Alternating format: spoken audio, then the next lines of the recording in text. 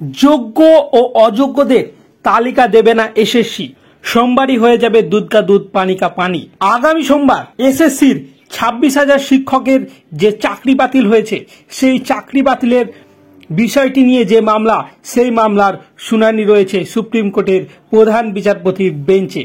ভোটের মুখে এত সংখ্যক শিক্ষকের চাকরি যাওয়ার ঘটনা মোটেও ভালো চোখে দেখছে না কেউ।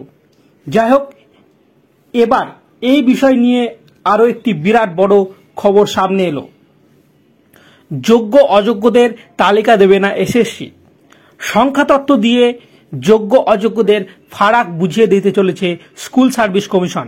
অর্থাৎ স্কুল সার্ভিস কমিশনও আবারও একবার ইউটার্ন মারল। ইতিমধ্যে কমিশন সুপ্রিম কোর্টে জানিয়েছে, যাদের চাকরি গিয়েছে তাদের মধ্যে কে যোগ্য কে অযোগ্য তা চিহ্নিত করা সম্ভব। তবে সূত্রের খবর, আপাতত কেবল পরিসংখ্যান পেশ করতে চলেছে তারা।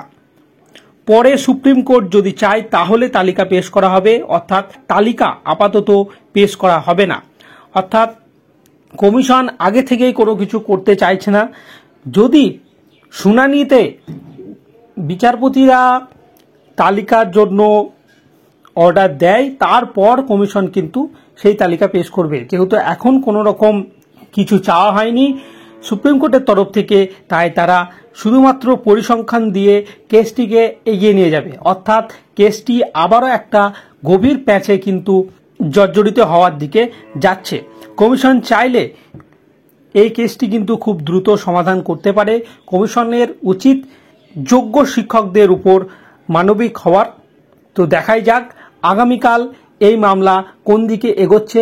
সেই সমস্ত তথ্য জানার জন্য চোখ রাখুন এই চ্যানেলটিতে।